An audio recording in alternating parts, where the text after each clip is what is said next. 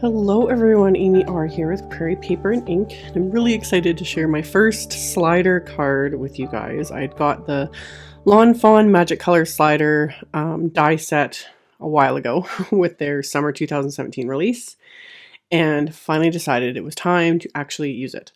So I've pre-die cut everything here, and I die cut the slider base from some My Favorite Things Blueberries cardstock, and then I cut a window from that, and then I cut the slider channel from the same color cardstock because you don't want to be able to see it from the sides. And then there's a rectangle die in the set that you cut from some white cardstock as well as a piece of transparency, and that's what's going to start creating the actual like magic color element here. So what I did was I lined up the white cardstock inside the slider, and then I'm just using a pencil to lightly outline the window so I have a better idea of where I can place my images so they'll kind of be more centered within the window. And I highly recommend a stamp positioner. With certain images, you could get away with just stamping them as is. If you're using more than one, it starts getting a little more difficult. After I did this, I was like, you know what, I possibly could have done this without, but it really helps to have, you know, MISTI or a stamp positioner. So I'm using the Fawn Flamingo Together stamp set. This isn't a new set. This came out a while ago, but I just got it not too long ago. I thought it was the cutest set ever. So I'm lining up the two flamingos within that pencil line window I drew. And I'm stamping them onto the white cardstock with Hero Arts Intense Black ink. And the white cardstock is Neenah Solar White 80-pound cardstock. So Copic friendly cardstock and Copic friendly or alcohol ink friendly ink. So I stamp them with that, and then I pull out the transparency here that's the same size. I'm going to put it in the exact same spot. And I cleaned off the stamps, and then this time I'm going to use Stazon ink. You need to use a permanent ink to stamp on the transparency. You technically can use a hybrid, but most of the time a hybrid ink is going to need to be heat set to be permanent on a transparency, and I didn't want to fiddle with that. So I use Stazon. I've said in the past, Stazon is not my favorite ink. I just don't like working with it. I don't like the smell. But for things like this, it's necessary. And I ended up having to stamp it a couple times onto this transparency because I didn't stamp it right the first time. So made sure I had it stamped perfectly, and then I'm going to immediately clean off my stamps. Stazon is a solvent ink. You do not want to leave it on your clear stamps. It can degrade the stamps over time. I highly, highly, highly recommend Ultra Clean Stamp Cleaner. This stuff is amazing. Again, do not use Stazon Cleaner on your stamps either, on clear stamps. It's okay for rubber stamps, but not for clear stamps. There's solvents in the cleaner and the ink that is just not good for these stamps. So it's fine for things like this, you know, you stamp it and then you clean off your stamps and then you're good to go. But I highly recommend Ultra Clean. I just sprayed it onto a baby wipe and wiped off the stamps and they're fine. So once I was done all my stamping, I'm going to erase my pencil lines here on this piece of white cardstock, and then I'm going to use Copic markers to color everything in. So I've super sped this up. This is like 400 times faster than how I actually colored it. And I kept it pretty simple with the coloring. I just did a background with my lighter blue, and then I took a slightly darker blue and just outlined around these flamingos just to make them pop a little bit more. And then once I had the outline, I just went back in with that same lighter blue and blended that out so the lines weren't as harsh, and also to kind of smooth out this background here so that it's not as streaky. So once I had my little kind of background created, I'm going to color the flamingos themselves with a few different pink markers and just kind of working with the medium and darker first, and then I'm going to blend them out with the lighter. And again, super, super simple. Like, these images are so cute and just easy to color, so it doesn't take long at all. So I just laid down my medium color and then added some of the darker pink, and then went back with that medium just to blend it a little bit. And then I'm going to go in with my lightest pink and really blend everything out so it's a little bit more seamless. So I had to kind of saturate the cardstock a little bit more. That's also why I chose to use the 80-pound cardstock, because one, it's a little thinner so it fits nicer in the slider, and two, because it's easier to color with sometimes so that it's not absorbing so much ink. So blended out my little flamingos, and then for their beaks, I'm using a couple different shades of yellow, and then just a tiny little black there at the tip, and that finished off the flamingos. And then for the grass, I'm just using a lighter green and then a slightly darker green, and I'm just flicking it up from the bottom of the paper just to kind of create the illusion of grass, because I plan on using some die cut grass on the card, and I thought that would kind of just bring everything together. So again, super, super simple and easy coloring. So once I'm done that, I'm going to start creating the actual slider. And that's why I love this die set. Because like I said, I've never made one of these before. I've known how to. I've mentioned this in other videos. I'm not big on creating interactive cards usually, because I just don't have the time or the patience. I don't like having to fiddle and figure things out. I would just rather do it. That's why I love this die set.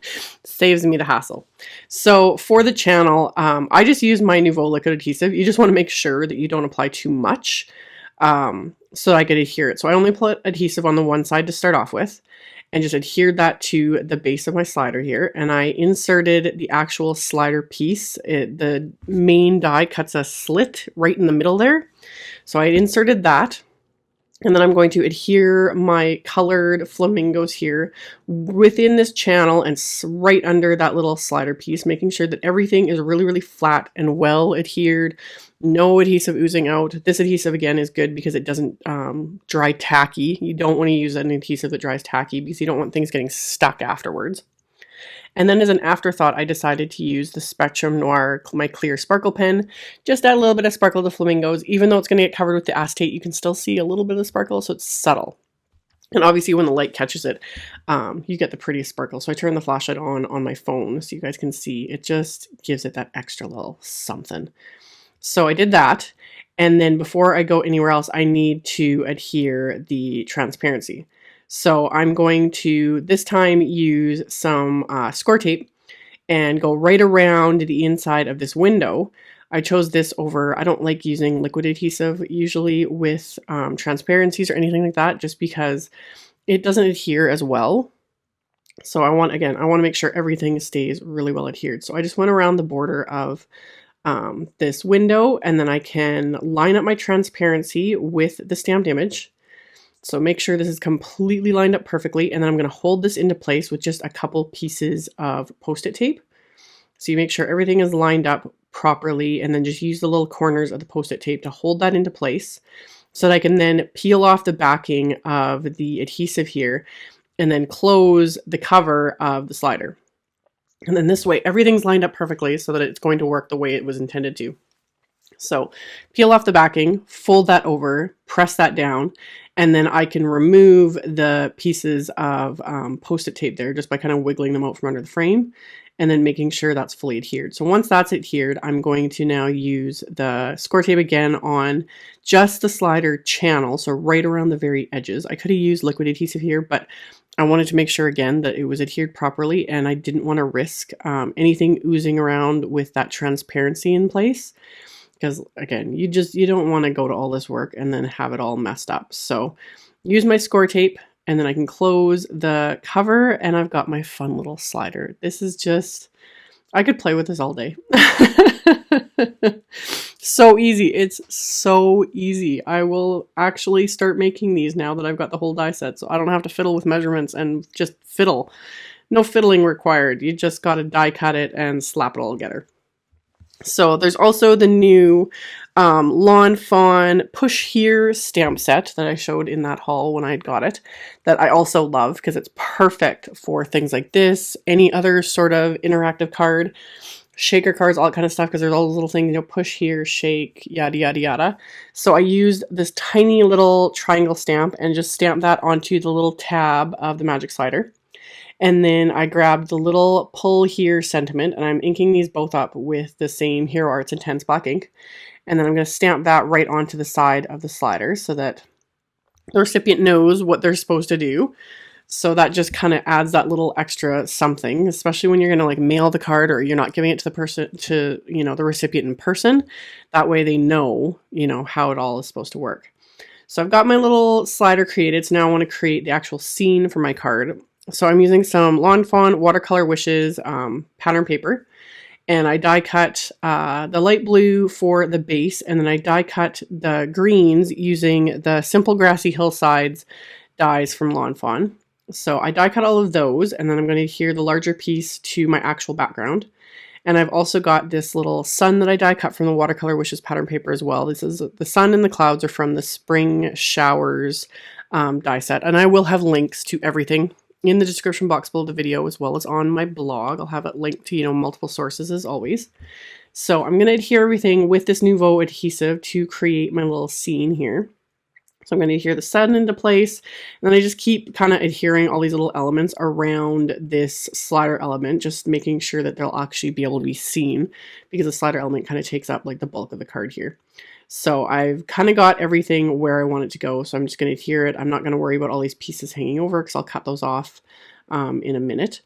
But I just want to get all this stuff adhered into place, and once I have my clouds into place, I'm going to adhere the slider element with the same Nouveau adhesive. And yeah, I was a little generous with adhesive, but again, not too generous. I can't say this enough. Do not overuse liquid adhesive when you're working with paper. It will warp, especially with thinner things like pattern paper. It can really start it to warp and curl if you use too much adhesive. But I don't use it. Always looks like I use more than I really am. So I applied the adhesive, pressed that really well into place. And because it's like folded over cardstock, it has a slider element, it's rather bulky. So the second piece of die cut pattern paper here, I could have adhered it flat, but it would have looked kind of weird. So I just ran a piece of my Scotch foam tape right along the bottom of the card front here. So adhered that into place, and then realized the one end, the tape would actually be peeking out just because of the way I die cut the grass. So I was able to quickly lift it up before it really fully adheres to the paper and trim that little end off. And then I can peel off the backing and adhere all of this into place. And then with that magic slider die set, there's the little die cut word hello. So I die cut that from some black cardstock. And then just added a tiny little bit of the same Nouveau adhesive to the back of that, so I can adhere that into place as well. So press that into place, and then once I've got everything adhered, I'm happy with how it looks, I can flip this over and just use the edges of the pattern paper background as my guide to trim off all of these pieces of die cuts that are sticking out. Because this background is, I used Simon Says largest basic rectangle die for it, so it's A2 size, so it's 4 1/4 by 5 1/2. Hence me trimming off all the little edges there because they're going to stick out past the card. So did all that. My card base is standard A2 size, so 4 1/4 by 5 1/2 inches, a top folding card made from just heavyweight white cardstock. And I had stamped and colored and die cut 2 more little flamingos from the same Neenah cardstock that I'm going to use on the inside of the card. And then I'm creating my sentiment from that set, so we flamingo together.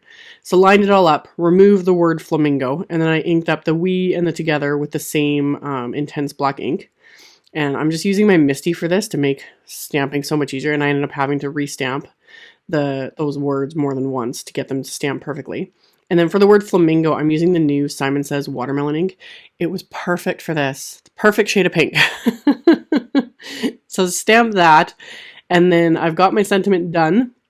And then I can adhere my little flamingos here. And in the process, you can't really see it on camera, but in real life, I must have got black ink on my fingers or something. So I ended up smudging black ink on the inside of the card. So to remove that, I just used my Tombow sand eraser. This thing, another little must-have tool. If you don't have one, I highly recommend it.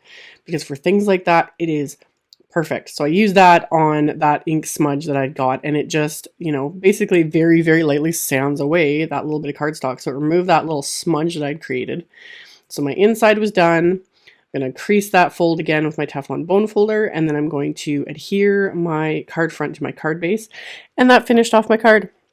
So just a bit more of the the Nouveau adhesive. And that finished off this super fun little interactive slider card. So like I already said, I will have links below the video to my blog post with links to all the supplies used, all of the pictures, and the Copic colors listed. All that info will be in the description box below. Thank you all so much for joining me today and watching my videos and commenting and thumbs upping. I really appreciate it, and I will see you all very soon in the next one. Bye!